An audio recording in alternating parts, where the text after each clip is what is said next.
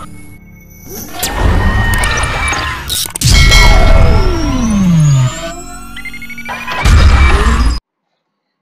Students, welcome back. और आज हम करेंगे पार्ट 3 ऑफ चैप्टर 6, जिसमें हम पढ़ेंगे अदर वेज ऑफ क्रिएटिंग नमपाई। जैसा कि हमने हमारे प्रीवियस वीडियो में देखा कि किस तरीके से हम नमपाई एरे के डिफरेंट एट्रीब्यूट्स का यूज करके पता कर सकते हैं उसका शेप, साइज, हर एक एलिमेंट का साइज, उसकी डायमेंशन एक्सेट्रा। ठीक है, ठीक उसी प्रकार आज हम देखेंगे कि कितने प्रकार से हम एक एरे बना सकते हैं। कुछ नए तरीके देखेंगे कि नमपाई एरे में हम क्या क्या चीजें करके हम एक एरे बना कर सकते हैं। ठीक है, चलिए शुरू करते हैं फर्स्ट पॉइंट से।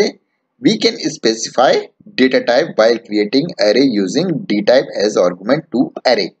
हमने देखा था कि एरे में हम डायरेक्टली लिस्ट पास कर देते थे और हमारा क्या बन जाता था, एरे बन जाता था। ठीक है, हमारा नमपाई एरे बन जाता था। लेकिन हम उसके साथ में क्या कर सकते हैं, एक डी टाइप या हमका एक क्या दे सकते हैं, आर्गुमेंट पास कर सकते हैं, जिससे हम चाहें तो कोई भी एलिमेंट्स को उस प्रकार का बना सकते हैं कि हमने कुछ एलिमेंट्स दे दिए और हमने क्या किया, उसमें एक डेटा टाइप दे दिया, तो वह सारे के सारे जो एलिमेंट है उस लिस्ट के अपने आप उस डेटा टाइप के बन जाएंगे। ठीक है, चलिए दिखाते हैं किस तरीके से बनेंगे। यहाँ लिखा हुआ है, यदि हम देखें, एरे 4 इक्वल टू नम्पी डॉट अरे 1,2।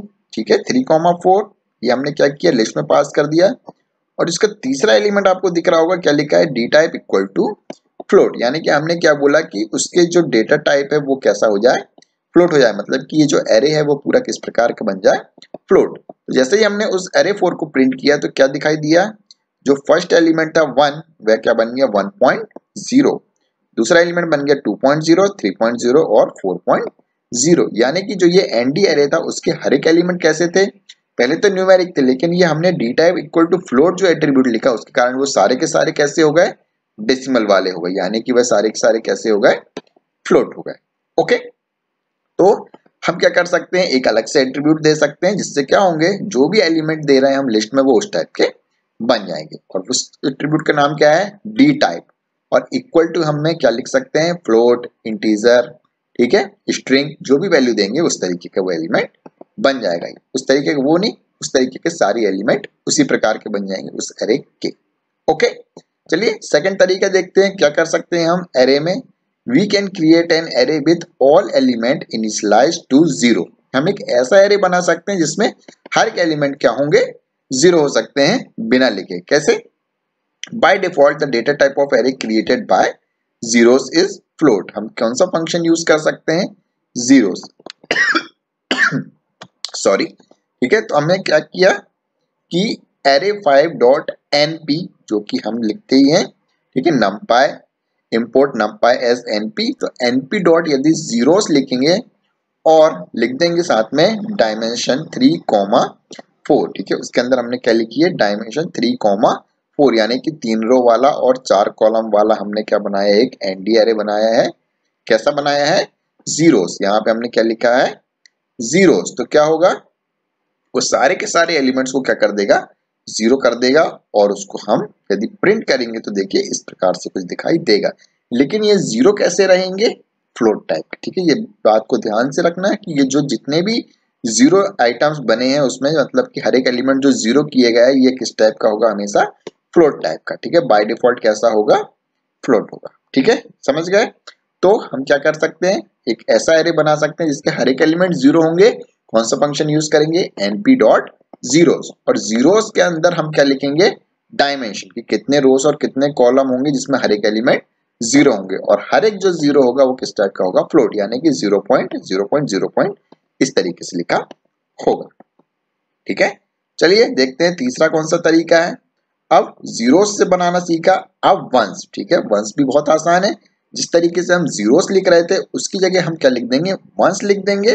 तो हमारे जो एलिमेंट्स है वो क्या हो जाएंगे, सारे के सारे एलिमेंट 1 हो जाएंगे। ठीक है, इसमें भी वही करना है, हम उसको रो और कॉलम बताएंगे, कितने रो और कितने कॉलम के हर एक एलिमेंट हमारे 1 हो जाए। और इसमें भी जो ये 1 रहेगा वो किस प्रकार का होगा, फ्लोट टाइप का। ठीक है, बहुत ही आसान है।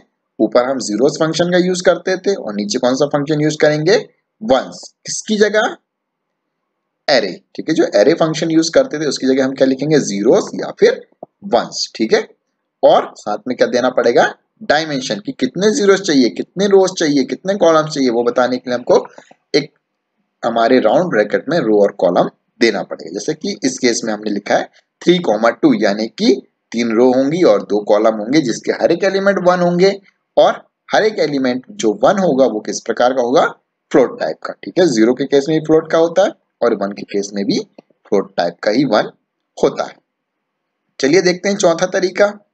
We can create an array with numbers in a given range and sequence with a range।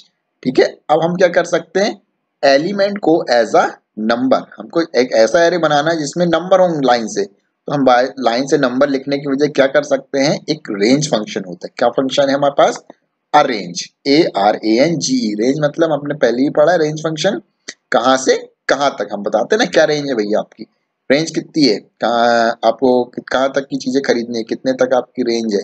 ठीक है, कहाँ कितनी दूरी तक जा सकते हो, तो रेंज मतलब क्या होता है, वही कहाँ से कहाँ तक।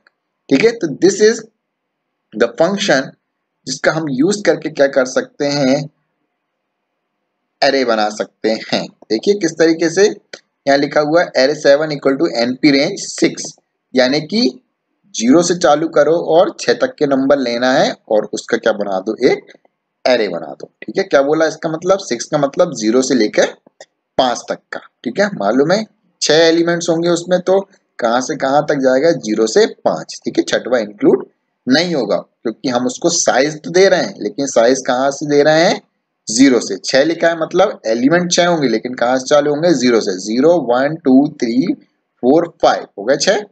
ठीक है, तो क्या होगा, अरेंज फंक्शन, कि हम उसमें क्या दे देंगे, नंबर देंगे तो वो वहां से वहां तक चलेगा। ठीक है, ये हो गया पहला तरीका, इसमें हम डायरेक्ट लिख दिया 6 मतलब 0 से 5 आ गए। अब कुछ और जरूरी नहीं है कि हमको 0 से ही चालू करना होगा, तो क्या कर सकते हैं, creating array with start value -2 and and. अब हम उसमें क्या देख सकते हैं, स्टार्ट और एंड वैल्यू। ठीक है, कि शुरू कहाँ से होगा, खत्म कहाँ पे होगा, वह भी दे सकते हैं और साथ में हम दे सकते हैं स्टेप, कि कितना कितना बढ़े। ठीक है, हमेशा हमें गिनती ही नहीं लिखना होगा, हम 0 से ही नहीं चालू करेंगे, हमें कई बार ऐसे एरे बनाना रहेगा जैसे कि 2 4 6 8 10 12, ठीक है 14, इस तरीके का एरे बनाना है। 3 6 9, 3 की टेबल डालनी है एरे में, 4 की टेबल डालनी है, 6 की टेबल डालनी है, या स्क्वायर में डालनी है वैल्यूज। हम क्या कर सकते हैं, इस तरीके का यूज कर सकते हैं। ठीक है, क्या लिखेंगे, अरेंज और पहले पैरामीटर में स्टार्ट या फिर स्टार्ट वैल्यू। ठीक है, यहाँ -2 मतलब -2 से चालू करना है, कहाँ तक जाना है, 24 तक जाना है, और कितने कितने आगे बढ़ना है स्टेप, वो थर्ड पैरामीटर में लिखेंगे यानी कि 4। ठीक है, 4 लिखा है मतलब -2 में 4 जोड़ेंगे तो 2 आएगा, 2 में 4 जोड़ेंगे तो 6 आएगा, 6 में 4 जोड़ेंगे तो 10 आएगा, 10 में 4 जोड़ेंगे तो 14 आएगा। तो हम क्या कर सकते हैं, इस तरीके एरे भी बना सकते हैं। होप आपको समझ में आया होगा क्या करना है। हम डायरेक्टली नंबर दे के भी एलिमेंट्स लिख सकते हैं, पर वो 0 से चालू होगा यदि सिंगल नंबर देंगे। और हम खुद से चाहते हैं कि भैया हमारी गिनती यहाँ से चालू हो, तो हम इसमें स्टार्ट देंगे, खत्म कहाँ पे हो तो उसमें एंड देंगे, और कितना कितना आगे बढ़े उसके लिए हम क्या देंगे, उसमें स्टेप देंगे। ये 4 तरीके थे जिसके तरीके से हम क्या बना सकते हैं, एरे बना सकते हैं। डिफरेंट टाइप के फंक्शन अलग अलग लिया है, इसमें हमने एरे फंक्शन का यूज नहीं किया है।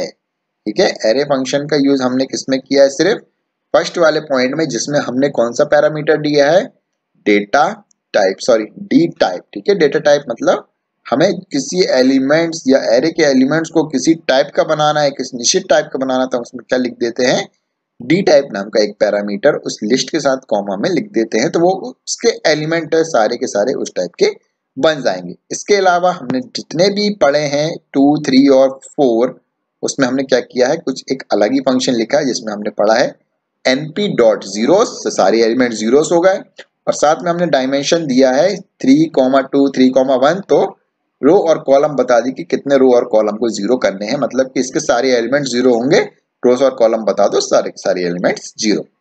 फिर हमें चाहिए था कि हमें सारे के सारे एलिमेंट 1 चाहिए, तो हमने क्या किया, np.ones फंक्शन बता दिया, और वंस फंक्शन में भी हमने पैरामीटर में बता दिया कि कितने रो और कितने कॉलम हमें 1 चाहिए, तो वो वंस बन गए। ठीक है, इसके बाद हमने गिनती चाहिए थी हमें, गिनती भी लाइन से चाहिए थी तो हमने अरेंज फंक्शन में डायरेक्ट 6 लिख दिया तो 0 to 5 मिल गया हमको।